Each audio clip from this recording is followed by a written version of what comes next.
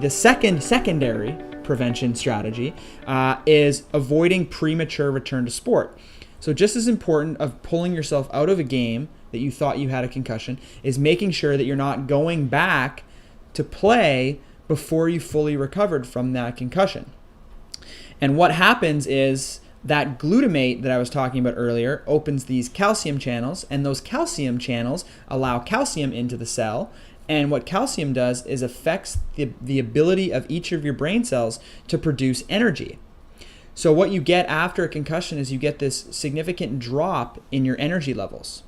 And those energy levels can take weeks to get back up to normal. So the concussion injury is actually this low energy state. And the research on this shows that if you get concussed in that low energy state, now you get this additive and compounding cumulative effect. So you can have a concussion where you have this recovery that lasts, a few weeks, and then if you get hit at some point during those few weeks before you're fully recovered, then you can have recovery that can last months to even years, or it can be fatal. And that's what's called second impact syndrome, when you get a concussion before you've recovered from the first. The big problem with this is that the symptoms and how you feel doesn't correlate with your recovery. So the example I always use is a broken arm. If you break your arm, ow, it hurts. Okay, you go to the doctor, they take an x-ray, they look, yep, there it is, it's broken, I can see that. You put a cast on. The pain from that fracture actually goes away within a week or two, right? After a week or two, you don't have any pain in your arm anymore. Well, that doesn't mean that the arm is healed. It just means you don't have any pain anymore. It doesn't mean you can cut your cast off and go back and play your sport, because the arm underneath is still broken, right? And one little motion, boom, you're going to break it again, and potentially you're going to break it much worse. And now the recovery is going to be much longer.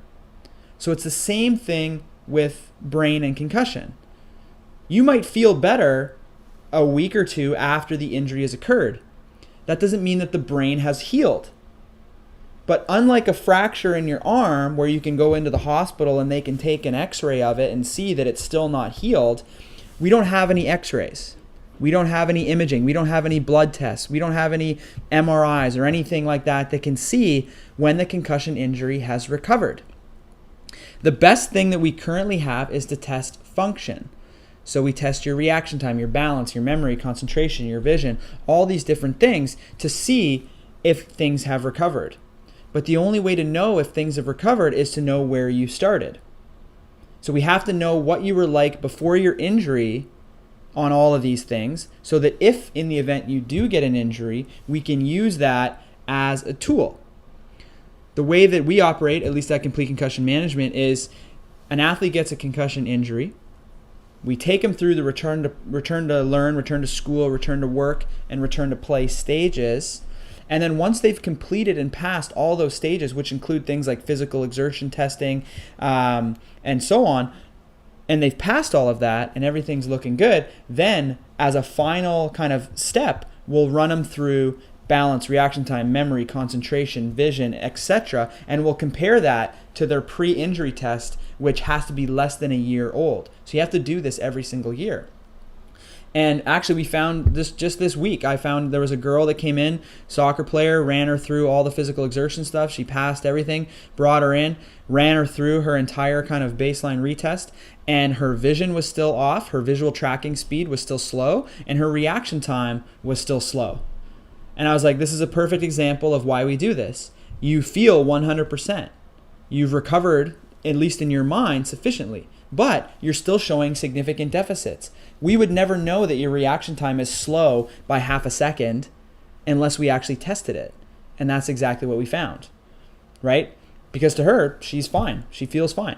But doing this test and having those results to compare to allowed us to make a safer decision. And we held her out for another week, came back in, retested her. All right, now things were looking a little better. So that was how we worked it, right? So this is the idea behind what's called baseline testing or preseason testing. Now, there's some confusion around baseline testing because a lot of times people just do a computer test and assume that that is sufficient. And in fact, the research on this shows that a computer test by itself has some issues with reliability. Plus, you're not able to test all the different facets. Computer test won't test your balance, won't test your visual tracking speed, and all this other stuff. So in order to have a proper, quote unquote baseline assessment or preseason evaluation is to have a comprehensive battery of tests so that you're catching all of these different things.